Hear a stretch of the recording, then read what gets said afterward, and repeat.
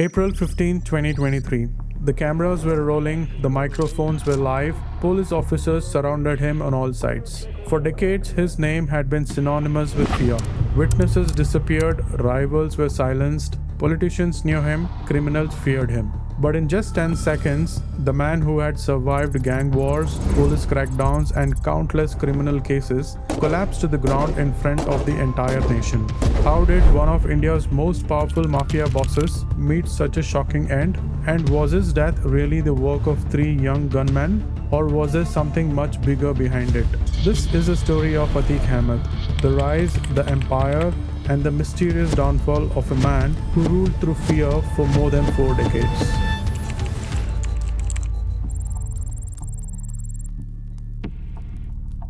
The story begins in Allahabad, Uttar Pradesh in the late 1970s. Born in a poor family, Atiq Ahmed was the son of a horse cart driver.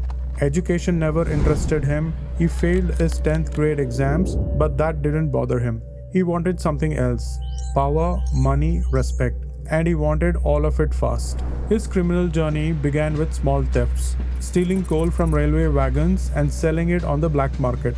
But petty crime wasn't enough. Soon violence entered the picture. A murder was registered against him while he was still a teenager, and from that moment Atiq learned a lesson that would define his entire life. Fear is power.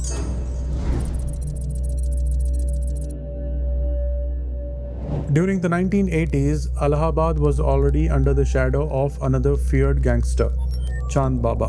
Atiq initially worked under him, learning the mechanics of extortion, intimidation, and organized crime. But ambition rarely accepts second place. As Atiq's influence grew, so did the rivalry between the master and the student. In 1989, both men found themselves competing for political influence. The conflict eventually exploded into violence. According to reports, Chand Baba was ambushed and killed by Atiq's men. The mentor was gone, the student had become king. Soon after, Atiq won an election and entered politics. The gangster was now an elected representative.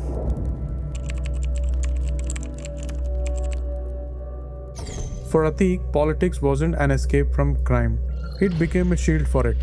Over the next decade, he built a powerful network that allegedly controlled land deals, government contracts, extortion rackets, and local elections. People feared challenging him. Witnesses often refused to testify. Opponents frequently disappeared from public life. As his influence expanded, so did the number of criminal cases linked to his name. Yet he continued winning elections. His power seemed untouchable.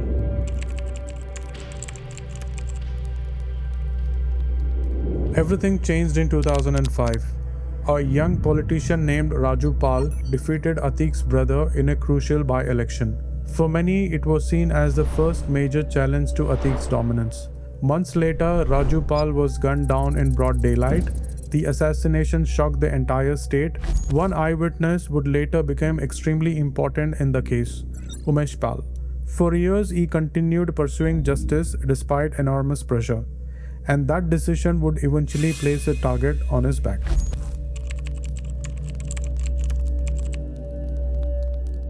The political climate in Uttar Pradesh gradually changed. Governments changed, investigations intensified, properties linked to Atiq were seized, cases that had remained dormant for years started moving forward. Then came a turning point.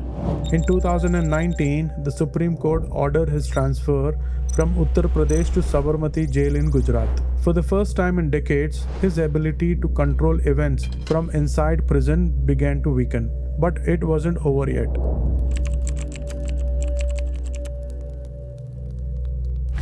In February 2023, tragedy struck again. Umesh Pal, the key witness in the Raju Pal murder case, was attacked in Prayagraj.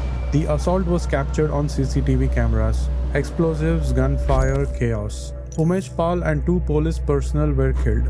This time, however, the evidence was impossible to ignore. The footage spread across the country. Public outrage exploded, and authorities launched a massive operation against Atiq's network. Within weeks, several gang members were arrested or killed in encounters. Among them was Atiq's son, Asad Ahmed. When the news reached Atiq in prison, witnesses described him as completely shattered.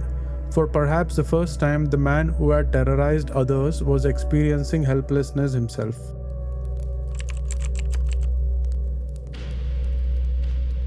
April 15, 2023. Atiq Ahmed and his brother Ashraf were being taken for a medical examination in Prayagraj. The media was present, the event was being recorded live. A reporter asked Atiq a question. He responded with a short sentence. Those would become his final words. Seconds later, three men posing as journalists stepped forward. Then came the gunshots. One after another, the attack lasted barely 10 seconds. By the time it ended, both Atiq and Ashraf were dead. Millions watched the footage. The killers did not run. Instead, they surrendered immediately. Their claim was simple. They wanted fame, but many observers weren't convinced. Atiq had recently hinted that he possessed information about influential figures connected to his criminal network. Would that have played a role? Or was it simply an act of vigilant violence? The debate continues even today. For more than 40 years, Atiq Ahmed built an empire based on fear. He survived rival gangs, he survived political changes, he survived prison. But in the end, he wouldn't survive the spotlight. The man who spent decades controlling others lost control of his own fate in front of the entire nation. And perhaps the biggest question remains unanswered. Was the story of Atiq Ahmed really over? Or did he take some of its biggest secrets to the grave? If you enjoyed this documentary, make sure to like, subscribe, and let us know your thoughts in the comments. Who do you think benefited the most from Atiq Ahmed's silence?